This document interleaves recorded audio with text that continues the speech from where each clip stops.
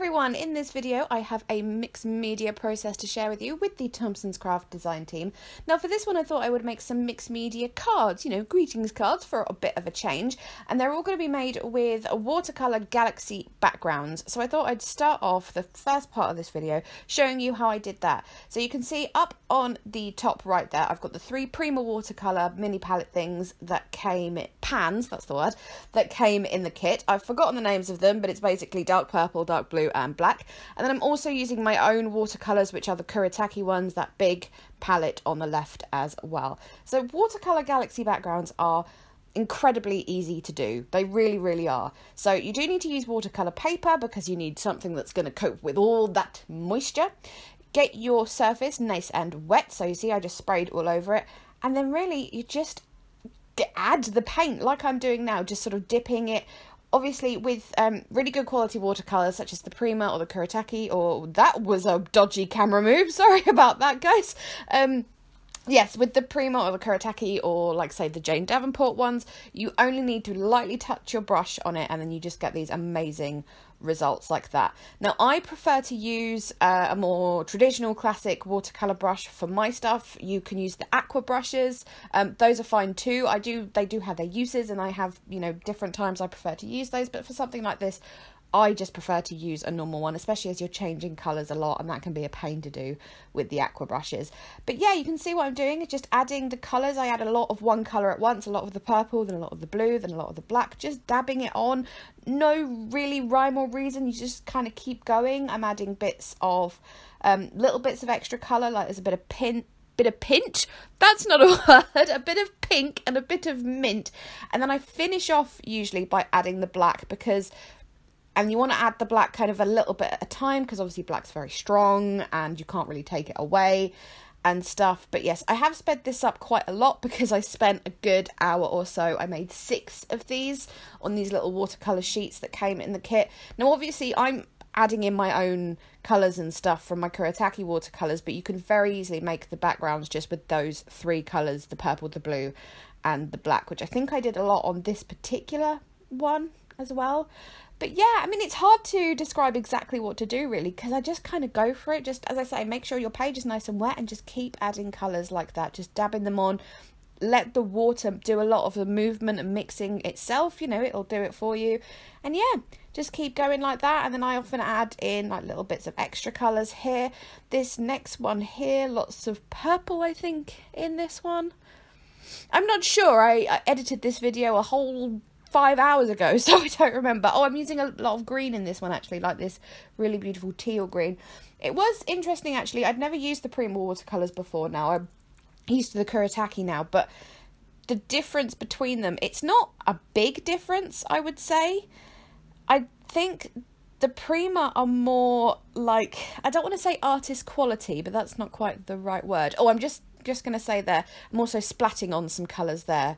So rather than just actually like straight mixing them or putting them straight onto the surface, I'm just splatting them on. Oh, and this is one of my favourite ones I did. I got my big fan brush and added this sort of really gorgeous sort of magenta-y purple pink colour. And I mostly did that and the purple and a bit of blue, and this one turned out really nicely actually. But yeah, the difference between the Prima and the Kuretake, the Kuretake are slightly more pigmented but creamier. The Prima are more normal, inverted commas, watercolours. It's really hard to describe. Quality wise, I think they're pretty much the same. I'm sure there are people who know their stuff about watercolour who are screaming at me right now going, no, you are wrong. But with my very limited experience and knowledge, that's what it felt like. So if I were to recommend one or the other, I wouldn't, I think they're both great actually, personally. So yes, again, adding black into that one. And then I think now there's some, in that Kuretake palette, the 36, you get some of the shiny metallic ones. And there's a Prima palette as well with metallics. And I'm just splatting on a load of silver. And that looks pretty cool as well. And you can see on the really wet ones how that moves and spreads and stuff. And now I'm doing the same with white, just putting little bits on and letting it move and spread, and it kind of does it itself. You have to, it's very limited work that you actually have to do yourself. It's really great. I'm definitely going to do this more often because it's It's so easy, really, to be honest. And it's not that I'm making it look easy or anything like that. Trust me, it is. Just grab some watercolours, grab some paper and give it a go. So that's them when they are dry. Obviously, they're not quite as amazing looking when they're dry because they're not shiny and wet anymore. And obviously, my camera lights were reflecting the water and making them look really wow. But this is what they look like dry.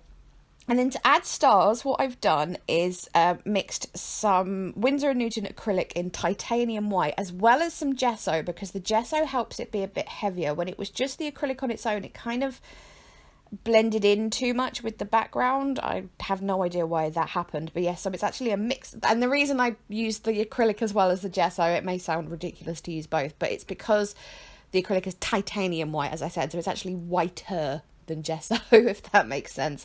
And I'm using the old classic primary school trick of using a toothbrush to splatter the stars on. I know I'm doing it weird. I do the toothbrush thing different to other people, but it's just the way everyone else does it. I end up splattering acrylic paint all over my face, so just do it in the way that suits you, really. And you can see that where the bigger blobs landed, as it were, I'm just taking a really, really tiny brush and then just making bigger stars out of them. And it's nothing, there's no talent involved in that whatsoever. You just sort of make 4 lines out from the circle to make the star shape. And then the last painty thing that I do is just, I water down my little acrylic mix just a little bit more, and I'm just dabbing on little bits of white to make it more galaxy, cosmic, nebula, other space words that I don't understand. I'm sure you know what I mean on that. But, you know, the little bits of white just help it look more galaxy-esque, I suppose is the word I want to use there. So, yes, that's how you make the watercolour galaxy background. There are plenty of other tutorials out there on YouTube, so feel free to check them out in case mine is completely rubbish. But, yes, they are super easy and so much fun to do. I would recommend leaving them to dry overnight rather than using a heat tool, because when you use a heat tool on watercolours, they move around a bit. That can be interesting to see how they move around, but I prefer to leave them overnight, personally. The acrylic you can just use a heat tool on, that's fine. So, yes, so as you saw, I made 6 of those, and then I chose my 3 favourites. I'm sorry if I didn't choose your favourites, but they will be used in a project next week, the ones that didn't get chosen this time, so look out for those. So yes, chose my 3 favourites. I grabbed 3 5x7 card blanks, 2 craft and 1 white cardstock. And obviously you don't need card blanks. Card blanks are just for lazy people like me who can't be bothered to cut and score their own card blanks. And then on the craft ones, I just cut some black paper down to just under 5x7 to mat the card there. The reason I've used paper instead of cardstock is because I don't have any black cardstock, to be honest.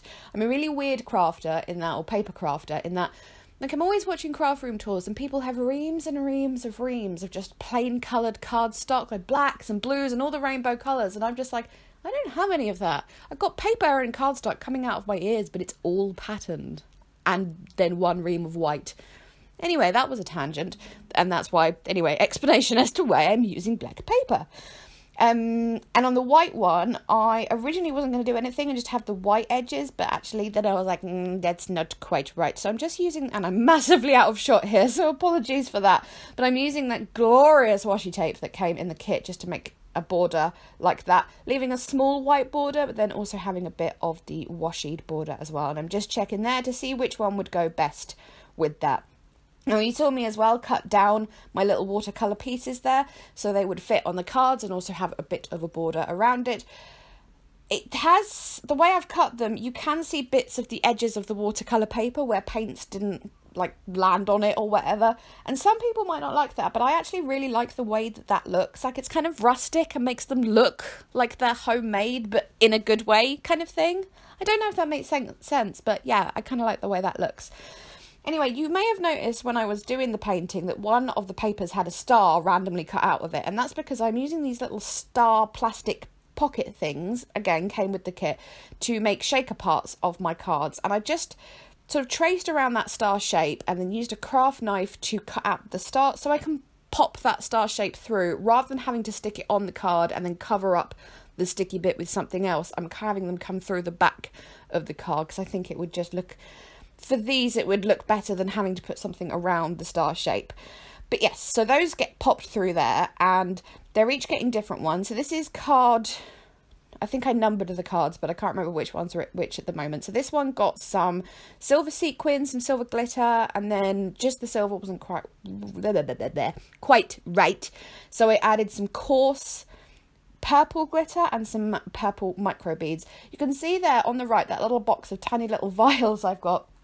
Those are from Craft Sensations. You can pick them up in the range and sometimes in the works I've seen them. And they're just these little vials of either coarse glitter or micro beads or other types of glitter, or I've seen little stars and stuff. They're really, really handy, and they're only about £1. And yeah, I just love them. I use them all the time, and I'm starting to run out, and I haven't seen them in the range recently. Worried. Anyway, so in this card, I used a mix of the sequins that came with the kit and some other sequins. Those pinkish and blue ones, I think those are Santoro ones, but I'm not 100% sure. And then in this last one, I'm putting a mix of, I'm only putting like small bits in here, so micro beads, a coarse glitter, and some Prima glass glitter as well. And just a little tip with these little vial things, if you do buy them or if you do have them and have trouble with this, the little corks that are in them, if you try and pull them out with your fingers, they just sort of crumble in your hands, and then you're left with like a slightly open little glass vial. A little bit of cork gets them in them or something. Get a pokey tool like the Tim Holtz one, a pointy one, whap it into the cork and then pull it back out again, and it will come out whole and you can put it back in whole. So there we go, little tip. And I definitely did not learn that through drinking underage and needing to open a bottle of wine without a corkscrew. No, that's definitely not where I learned that little tip. Sorry, Mum, who watches my videos. So yes, each one of those little stars got backed with just a pretty star paper, just a random one from the kit. I didn't need to back the whole card with that paper, just the area where the star would be seen through, where the sequins are. So you can saw me just attach those there, and then just attach those whole things to the card blanks. And then for embellishing, I haven't done loads and loads of embellishing, just because there's so much going on the cards already, all that galaxy background and the shaker star as well. Just, I didn't need to do loads. So I cut out that Love You to the Moon and Back and that Wishes from the Heart, those two pieces from the cut apart hollow whatever paper that was in my kit. And then I'm also using the Out of This World Bramble Fox piece on one of the other cards as well. So for that one, the Love You to the Moon and Back, I did cut it down slightly smaller because it was a bit too big, and then I'm just going in with some Distress Oxide and a blending tool around the edge just to help it pop out a little bit. And that is my favourite colour of Distress Oxide, Iced Spruce. It's not actually my favourite colour, but it's my favourite name, Iced Spruce. Anyways, but yes, it looks cool when you blend it around the edges of a black thing. Anyways, so there's that one. For card 2, I think I'm calling this one, very original, I know. This is my very silvery one with the very silver star. So I've got that Wishes from the Heart piece, and I'm just backing that on a strip of glitter cardstock. When you attach something to glitter cardstock, you want to use a strong adhesive such as a tacky glue or a gel medium or something. Double-sided tape does not stick to glitter cardstock, especially this stuff that I'm using right now, which is from the works and sheds everywhere. It's not very good, I'm just letting you know. If you want a cheap glitter cardstock, I recommend the Simply Creative stuff because it doesn't shed. And it's not just because I'm design team, like genuinely it's great, it's cheap, and it doesn't shed, unlike this stuff from the works, which left me with very glittery jeans. But anyway, yes, blah blah blah. Then I cut down that strip, made banner edges, and then I'm sticking that on with some tacky glue for my silvery card number 2, and that's just going on like that. Not quite yet. Now? Yes, now. Well, I was indecisive about that one. And so for card 3, as I said, I'm using the Bramble Fox piece from the kit, the Out of This World one, and I'm just attaching that with some 3D gloss gel medium. I don't know why I used gloss rather than matte for this particular one. It was probably just the closest one to me at the time. And I put that purposely on that you know, the star that I'd sort of painted with the acrylic paint, because it wasn't my favourite looking star. So just putting the Bramble Fox piece there made it just look a bit better kind of thing, and sort of make it look like the phrases shiny or sparkly or whatever. Those alphas I'm using there are from Hobbycraft. I've had them for about 100 years, so I don't know if they still do them. They're just a lovely glittery aqua, and they come in lots of different fonts, but I thought Out of This World is just a bit random to be on a card, and it needs to be a bit more of a sentiment, so you are out of this world, and it works a bit better. And then I'm also putting that other little planet thing from the Bramble Fox pack on there as well, just because it matches. On card number 2, the silver card, I thought I would add those paper clips, those star paper clips that came in the kit, because when they're just flat like that, they don't necessarily look like paper clips, and they look pretty cool with the swirl in the middle. So yeah, I put those there. Definitely use something like a gel medium or something to attach those, because yeah, they're fiddly and they don't want to stick, so something very strong to stick those down. And cut back to card 1, Love You to the Moon and Back. It needed a moon on it, so I've just got out some of the sequins from the, I was about to say Bramble Fox, Spiegelmum Scraps sequins. This is a long voiceover, guys, it's hard work. Anyways, and props to you if you're still listening. So Spiegelmum Scrap sequins going on card 1, and that is finished. And then some of the rainbow resins, the really sparkly shiny ones, going on to card 2, because that's a very sort of, that's a simpler one, I suppose. I don't know how to describe that really. But the silver one, we'll call it. And I'm also putting a couple of these little stickers from the kit, just 2 little hearts and a star, just as well, just to look pretty. And then finally for card 3, those 2 little black stars from the Rainbow Resins pack in the kit.